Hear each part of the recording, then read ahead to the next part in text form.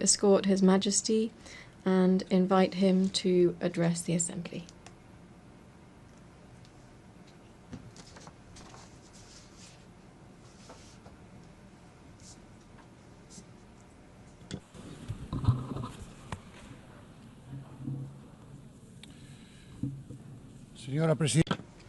Madam President, Mr. United Nations Secretary General, heads of state and government, ambassadors, authorities, ladies and gentlemen, a very good morning to you.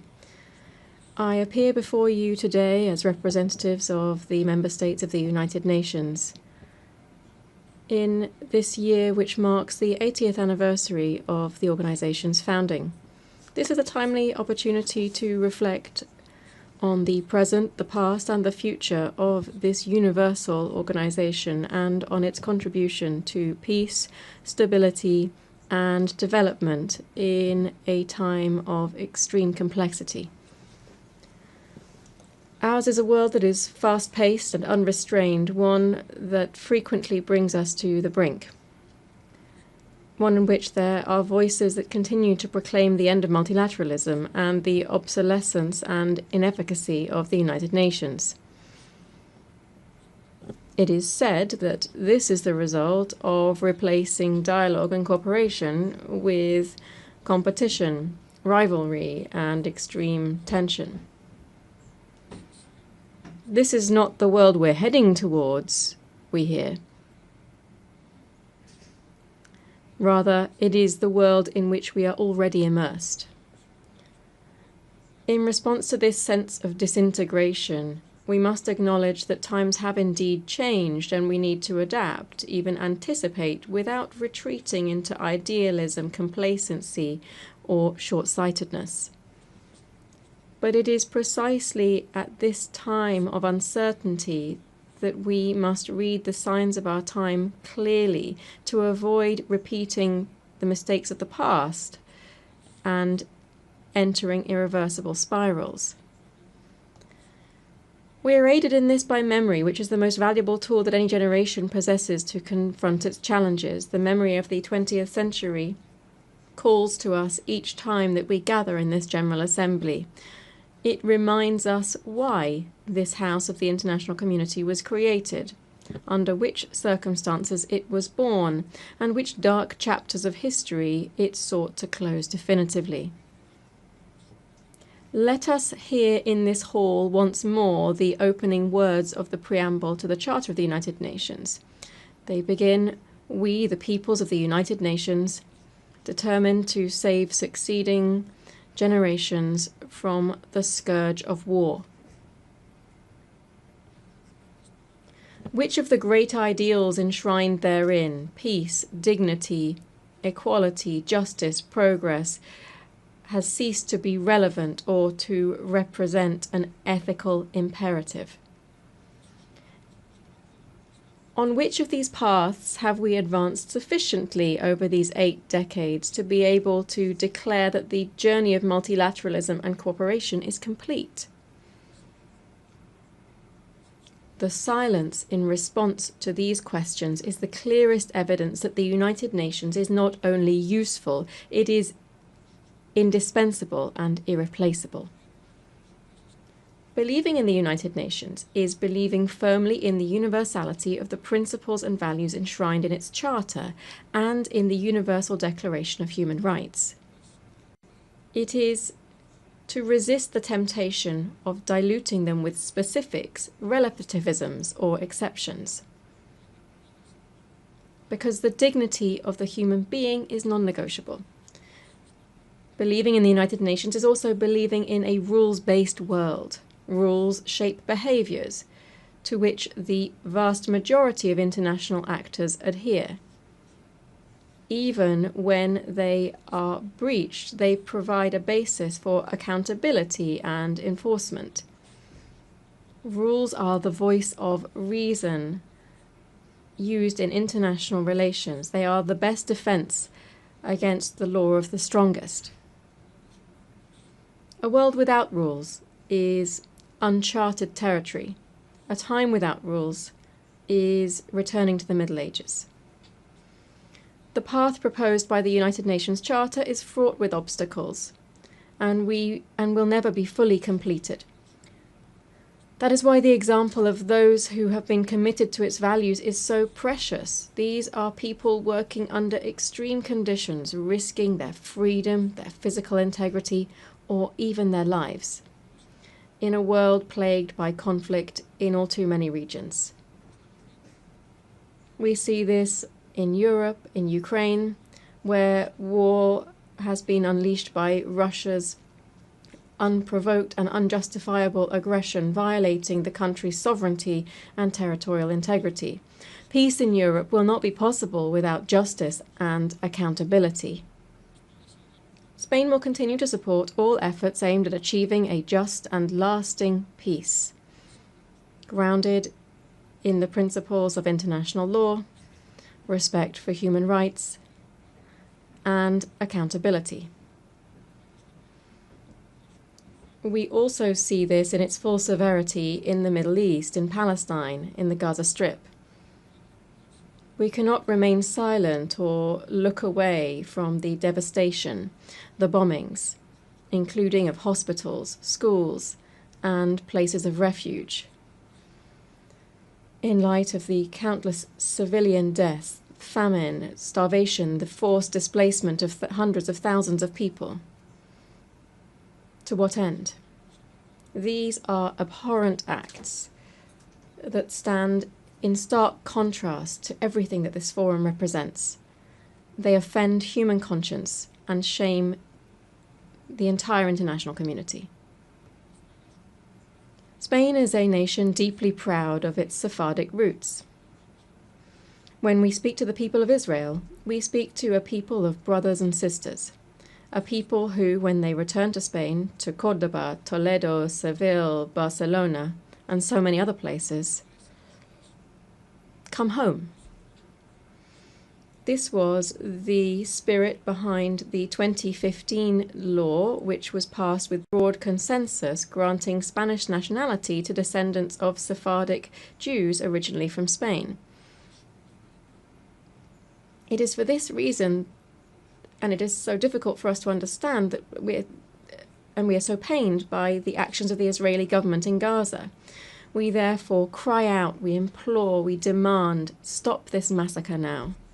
No more deaths in the name of a people that is so wise and ancient, who have suffered so greatly throughout history. Let us be clear. We unequivocally condemn the heinous terrorism of Hamas, especially the brutal massacre of the 7th of October 2023 against the Israeli population, and we recognize Israel's right to self-defense. But with equal strength, we demand that the Israeli government fully uphold international humanitarian law throughout Gaza and the West Bank. We demand that humanitarian aid be delivered without delay, that a ceasefire be established with guarantees, and that all hostages still held by Hamas be released immediately. The international community must shoulder its responsibility to achieve as soon as possible a viable solution that would include the existence of two states, the recognition of the state of Palestine by an increasing number of member states of this organization, to which Spain added its voice this past May, must contribute to achieving a just and definitive regional peace based on the implementation of United Nations resolutions and on the universal recognition of the State of Israel. President, delegates, as we know, many conflicts are both caused by and result in resource scarcity, state fragility, and inequality. The gap between current realities and the fulfillment of the 2030 Agenda remains vast, and the current funding shortfall for sustainable development exceeds $4 trillion per year. The call for efficiency and resource optimization made at the 4th International Conference on Financing for Development that we held recently in Seville must be sustained. Accordingly, Spain, in line with the consensus-based commitment adopted there, has launched the Seville Plan for Support to Multilateralism. We have increased our contributions to international development funds, and we have reaffirmed our commitment to defending human rights, gender equality, and the environmental transition, which are central and distinctive elements of our foreign policy. Allow me to briefly address each of these three areas. First, human rights. Spain is, as of this year, a member of the Human Rights Council, enabling us to continue advancing causes such as the fight against racism, the abolition of the death penalty, and the promotion of economic, social, and cultural rights, while at the same time persisting in the struggle against all forms of discrimination.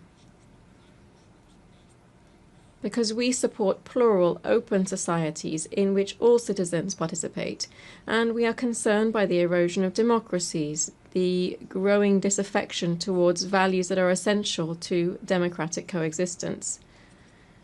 In these confusing times, which are testing our capacity for dialogue, we must remain steadfast in our commitment to these values. In harmony with these principles, we believe that immigration, when properly managed, is a vector of mutual development for countries of origin, transit, and host countries. We believe that the human rights of migrants must, therefore, be the principal reference for our actions. Therefore, we fully support the implementation of the Global Compact on Migration and the Global Compact on Refugees. Secondly, I wish to refer to gender equality. This year marks the 30th anniversary of the Beijing Declaration and Platform for Action. It is therefore a fresh opportunity to reaffirm our commitment to real and effective equality. This is not merely a step forward in human rights, but above all, a matter of justice. Spain aspires to remain a global beacon in areas such as sexual and reproductive rights, the fight against sexual and gender-based violence, and the increased participation of women in leadership roles and in decision-making processes. Third, the environment. The triple planetary crisis that we are facing, climate change, pollution, and biodiversity loss, demands strengthened governance and sufficient resources to accelerate a just energy transition. This must enable us to triple renewable energy capacity, double energy efficiency, and to continue decarbonizing our economies. These are goals that are as ambitious as they are essential, and doubt must be completely excluded from the equation here. Spain calls for consensus and ambition ahead of COP30, which will be held in Brazil this November. There are other just as important challenges, including managing the impact of the transformative revolution known as artificial intelligence, which can accelerate progress on the 2030 agenda if we know how to direct it towards a fair and equitable digital transformation. And in health, the global dimensions of which were tragically evident during the recent COVID pandemic, we welcome here the consensus reached on the pandemic agreement. This strengthens the central role of the World Health Organization within the global health architecture. Madam President, Spain's foreign policy is built around three fundamental axes based on geography, history, and conviction. These are towards Africa and the Mediterranean, towards the Americas and the Atlantic, and towards Europe. I would like to share some thoughts on these three areas. Spain is well aware that Africa represents a strategic global interest of the highest order. The present is marked in certain countries by structural deficiencies and some brutal conflicts and wars that receive insufficient attention when compared with others that I've already referred to. Here I'm referring to numerous peacekeeping operations in the region to which Spain contributes decisively. This is the case in Western Sahara, where Spain will continue to support the Secretary-General's personal envoy in seeking a solution that is acceptable and consistent with UN norms and frameworks. Africa's future will be shaped by a young, dynamic, and proactive population that is increasingly engaged in global affairs. That's the future that we must support. Spain has therefore adopted the Spain-Africa Strategy 2025 to 2028. We want to develop a partnership based on concrete action and shared interests, and to promote vibrant African multilateralism embodied by the African Union and other sub-regional organizations. Strictly bilaterally speaking, I must mention the special relationship of neighbourliness and cooperation that binds us to the Kingdom of Morocco, which in recent years has been revitalised to the benefit of our peoples. Latin America and the Caribbean represent for Spain a community of kindred nations, an irreplaceable part of our identity strengthened by shared heritage, that is, the Spanish language, spoken by 600 million people around the world.